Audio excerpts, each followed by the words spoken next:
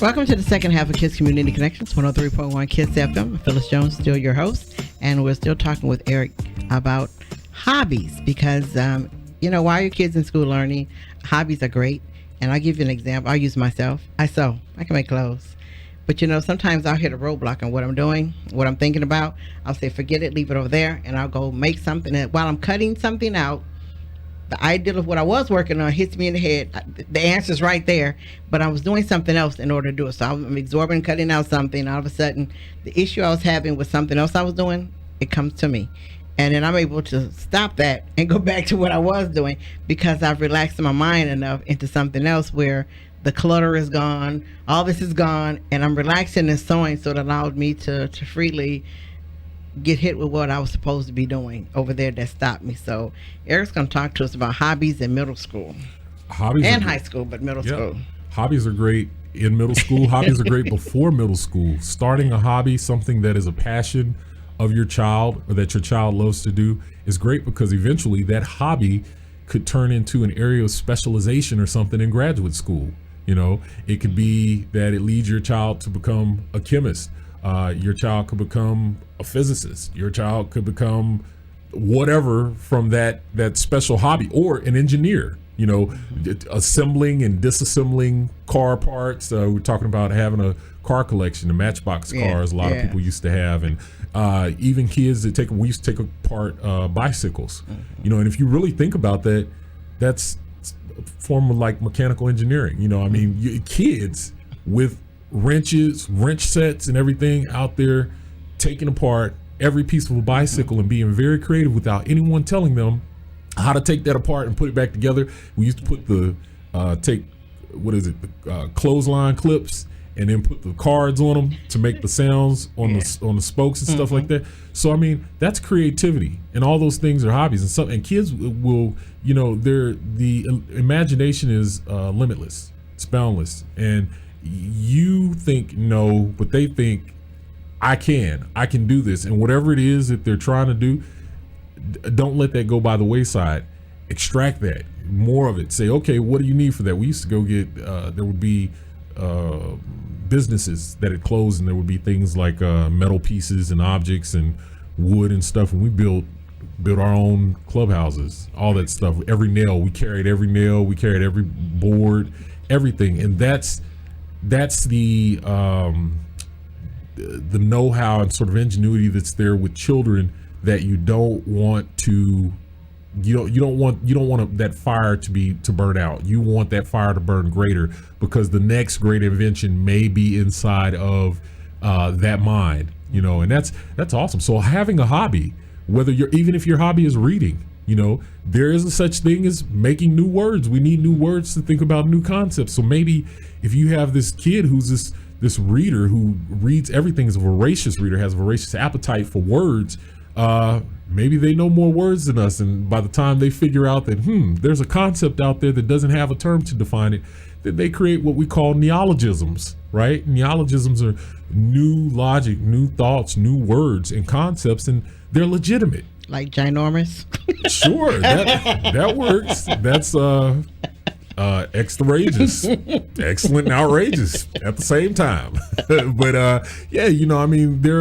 there are things that you can do with hobbies that if you never try, you never explore, you never give it an opportunity, you'll never know, right? So take a hobby and turn it into a specialization in college and become the next great author about a topic that no one else was ever thinking about, all because you had a science kit or a car kit. And it doesn't even have to be anything new. We had like old books. I learned about fish, and I at one point wanted to be a marine biologist, and did all of this reading on fish, like taking all these old books and stuff, and then learning about how different fish reproduce different temperatures of water. So then I played around with lights in different waters, and then different fish come in different sizes or grow to the size of the tank. There's just all these neat things. And then you don't want to put one fish into a tank when you're trying to run these experiments that's bigger than another fish. If the mouth is bigger on other fish, then that's food. So you learn all of these neat things as you're running these experiments, and it's it's cool, and it's fun because you have something to talk about when you go to school with your friends, and then you find out also who your friends who may not have been thinking about that are, and say, I'm interested in that. I want to do that too. And then, parents, but you're the stewards. Right. So the parents are the stewards. So when your kids come to you and they say, hey, it's me, and then it's A, it's B, and it's C, and we want to do this in terms of a project. We have a fun project. Maybe it's making lemonade, and that in itself, you can do chemistry with having a lemonade stand, right? Yeah. So whatever it is, support that. And again, like we said last week, if you don't know how to do it, and you don't know how to be the steward in that situation, and to sort of guide the child through that project, or children through that project, find someone who does. And the best place to go, since you're a taxpaying citizen, is where? Your school district. Yes. Ask someone in the school district, because they have teachers in different areas and stuff, and it's free. And if you can't get it there, contact city, like I said, Parks and Recs, and find out who's hosting some sort of event for kids that's free, where maybe they can have they bring the people in with the reptiles and yes. Snakes and right. lizards and stuff like that for kids to learn things. And then they have magicians come in. They have all these different people come in, and there are lots of opportunities out there that you can take advantage of that are free, that expose you to so many different ways of thinking. Interdisciplinarity. So do you agree that when kids have hobbies and they're exploring, that helps them with academics? I believe a lot of things, when kids are just thinking, moving, doing, help them with academics, right? It helps as long as the mind is active, as long as you have synapses firing off and new formations of thought forming and lines connecting. You have something that's going to help the child with academics. But if the child is in sort of a rut because they're not being encouraged to do anything, to follow a passion, then you don't get anything from that. Encourage the child or children to follow the passion and be stewards of that. And if you can't do it, again, find someone who can. Well, that's true. And a facilitator. There you go. Yeah. And also, I won't name stores, but you have some stores in Killeen area that have Saturday classes to teach kids how to build things and put things together, and it's free. Like I said, I'm not going to name stores, but they're in Killeen. If you go to them enough, you'll see they have Saturday classes to teach kids how to build things, and the class is free. Are they building type stores without giving names? Yes, they're building like stores. Can we maybe give clues instead of names, because you don't want to give any free advertising? I know we can't do that, but these are building type. They're stores that do building type things with kids. Yes. Okay. Yes, they have things that you can go in and build things, put things together, but they have Saturday classes. How many of these building type stores, just to sort of narrow this? We have 2 in Killeen. We have 2 of these building type stores in Killeen. Okay, are these like building type stores, like projects that would be building inside of the home, or are they building type stores that you would do big type building? Both. Oh, okay. Both. Okay. Both. They do both. That pretty much gives the audience an idea of where to look. Yes. Okay. Yes, because they have the classes on Saturdays, and they're free. Like I said, they're free. You simply have to get your kid there, and they're good, because I also think that the more your kid's mind is open, the more receptive they are of other information. And instead of locking their minds, going, you have to read, you have to do academics. And academics are fine. I'm not going to knock academics, but the free time, to me, helps with the academic time. Well, free time is academic time. I mean, everything is scholarship. It's some form of scholarship. If you get them looking, fun is scholarship too. Scholarship isn't only sitting in the classroom and writing and taking tests. Field work is a part of. That's what anthropologists do, right? They go out into the field and then work. So there are lots of fields and different things that you could do that involve engaging objects, learning from those objects. So all of that's a part of it. Yeah, it's a continuum. Okay, so let's jump. We went to middle school. Okay, elementary school coddles you a little bit. They give you little hugs and little feelings. And the middle school kind of put the little distance in there, because in middle school your kid is 2 people at one time. They're an adult and they're still a child. So in middle school they go to both. They're both people at the same time, because they haven't not identified themselves. They know who they are, but they haven't identified that comfort setting where they're no longer where I want to be mommy's daughter, mommy's son. Now I want to be grown. Okay, so they're in the 8th grade. They're going to 9th grade. Okay, 9th grade is when the game starts. This is a whole new ball game of high school. High school is a new life because the person that was in middle school can't be the same person in high school. You got to change. So take a kid to high school. Well, the game changes probably 7th grade going to 8th grade because now you get high school credit in the 8th grade. Yes. So the game is really changing there. And the thing is that first, we want to encourage all the kids and all the parents who can encourage their kids to get credit in the 8th grade. If you can do it, get it. So they have, I saw online that there were some places that offer science credit now. Yes. Some offer foreign language credit. So there are different credit hours that you can earn before enrolling in high school. That's step number 1. So that prepares you walking into the door to already be, you're a freshman already. So that takes that fear factor away, right? It's gone. It's like, I'm in the 8th grade. I'm leaving 8th grade with this credit, going into the 9th grade. I was already a freshman that summer or whatever. So you're a big kid now, right? So that's a good thing. And then you want to identify, again, planning all of the things that it is that your child may already know that he or she wants to do going into the 9th grade. That doesn't mean that's all that you're going to select to do for that year, but you want to have some game plan. So map it out. Get the map of the school, look at the classes, get the book with the rules and the guidelines in it and everything, and then the courses. It's online, and find out, okay, which path is my child on? Is he or she on the general path? Is he or she on one of the accelerated paths? And people are like, oh, I don't want to push the child too fast because if I push them too fast, then they're not going to have the chance to socialize. Your child is always going to have the opportunity to be a part of his or her social sphere because of his or her age. Right. So you're going to be in that group because that's your social group by age. That's your generation. Those are your peers. You were born with them. Excelling academically does not remove or extricate your child from his or her peer group. Okay. What it does is it places your child in a position to be a leader within a peer group and also to be a role model within a peer group and to pull up his or her friends within that peer group, right?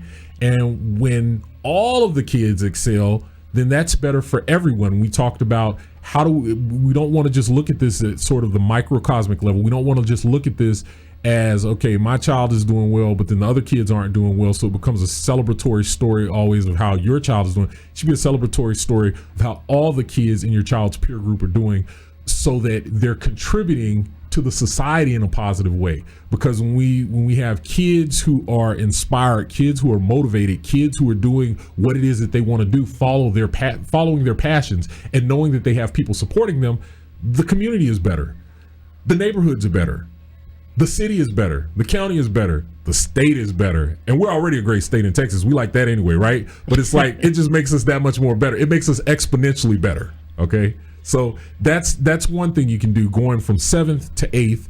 8th being the sort of the intermediary period where it's the transition between middle school and high school, 9th grade. And then once you get into the 9th grade, already being a freshman, now it's everything's a go because your parents have you on a track. Right. It's called tracking. It was tracking back in the 90s and before, where some people were being tracked on the paths that were like the general or basic plan. Yes. And when they were graduating by the 12th grade, they didn't have enough credits to go into, some of them were good at athletics, say, right? They couldn't go into athletics programs because the clearinghouse, the NCAA clearinghouse as it used to be called, did not approve their academic credit hours. Right. So the credit plans that they were on didn't allow for them to compete there. So that's one thing you want to take care of, because not everyone is going to be Albert Einstein. True. Right?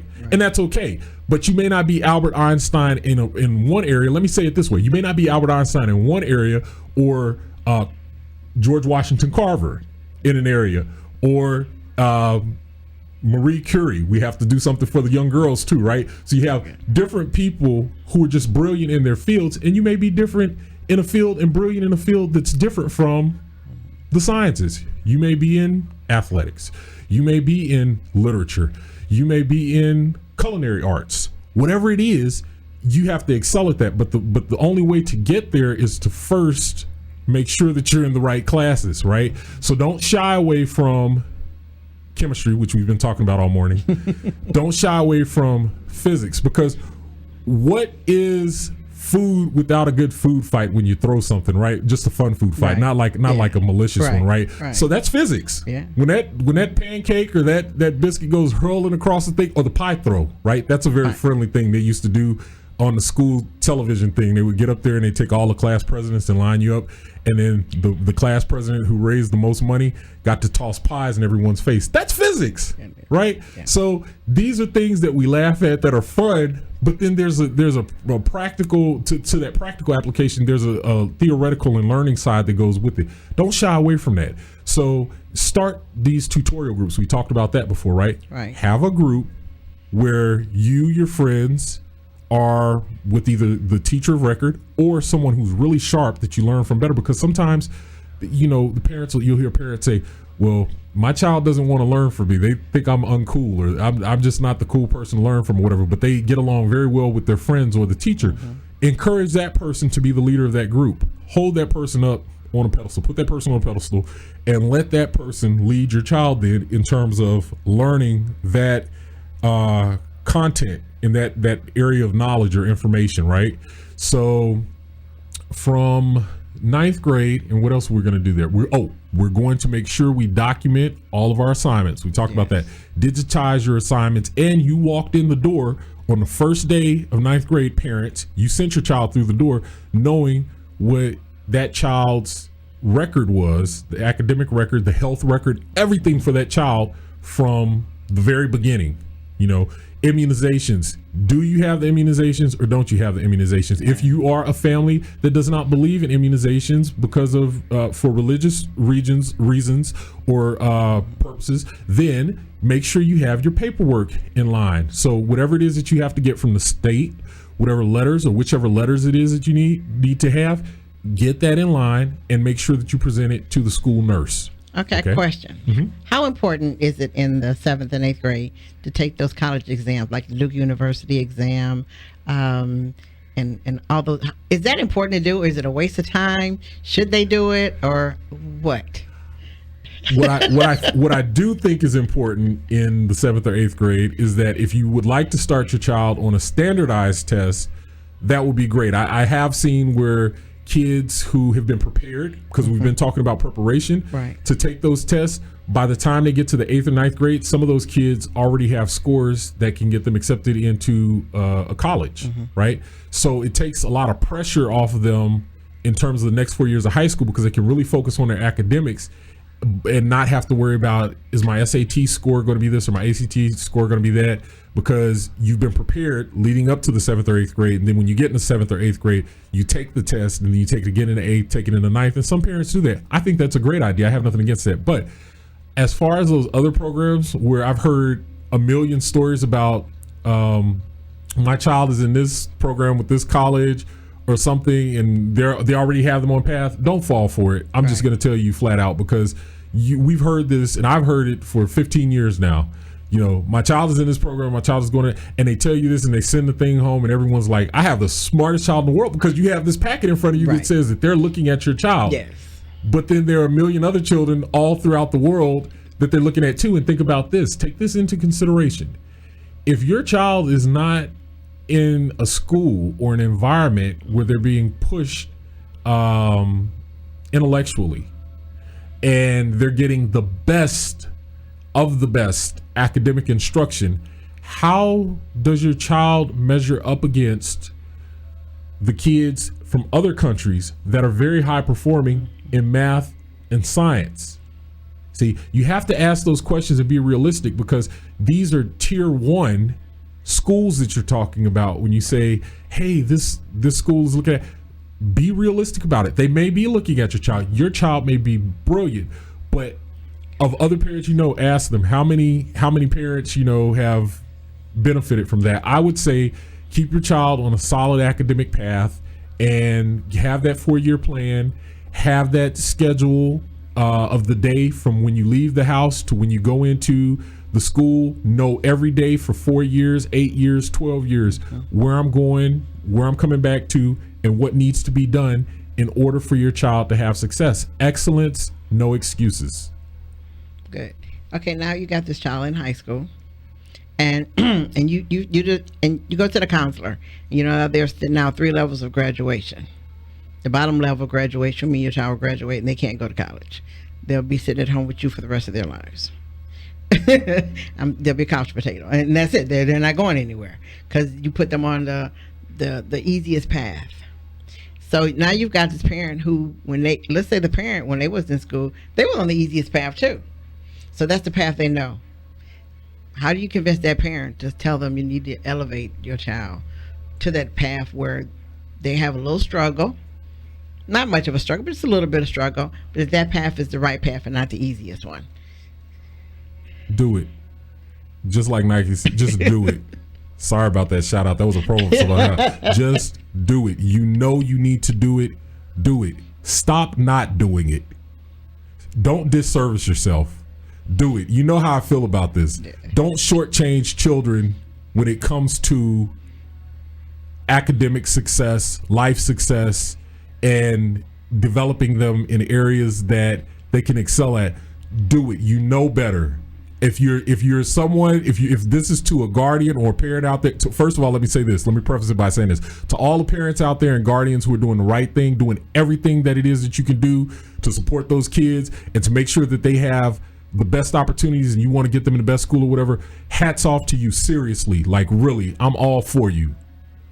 To everyone who's not doing what it is that you're supposed to be doing, when the tools have been laid out, this 2 weeks, you brought back a second week. We laid out the tools the first week, so the video, the recording for right. the first week, it's there. They can go back and listen to it, right? You can reference it. Yes. So if you're not doing it, the only thing I have to say to you, the only thing I'm going to say to you is do it. Stop shortchanging the children. Get it done. Excellence by any means. No excuses. Put that child on the right path. Let's get it done. Okay. I want to thank you, Eric, for coming on for 2 weeks to get our kids from pre-K to 12th grade. But you know, also, I was talking to a young person. I'm not going to mention her name, but she was Miss Smarty. But anyway, she said something that made me go, psh. You know, we tell kids that the sky is the limit. Well, she told me, why do we say the sky is the limit when man walked on the moon?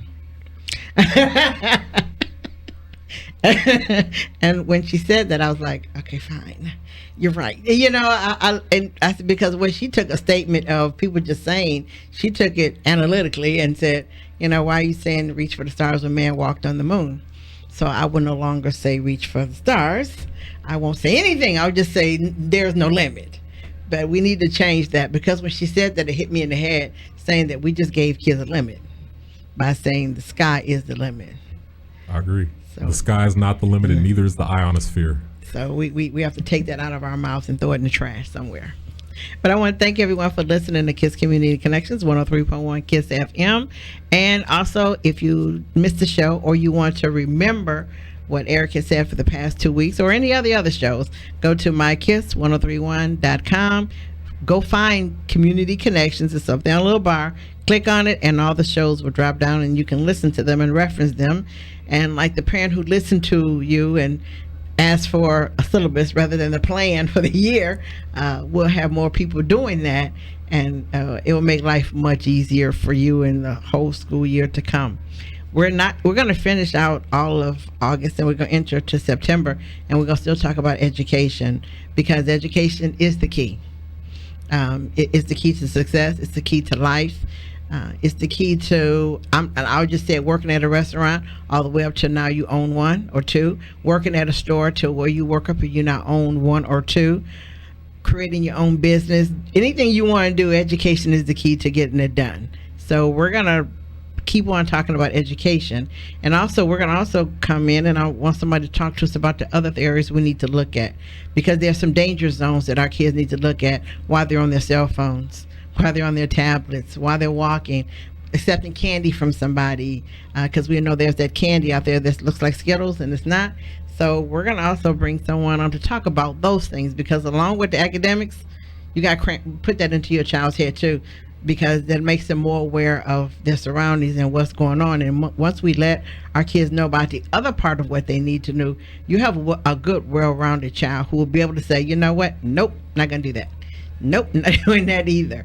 And they'll understand their path. And like I said, they'll be much more of a positive child, because you've educated them on one, academics, two, you've got their hobbies together. Now, their street life, most people say you don't need it, and I'm sorry, but you do. You need street sense.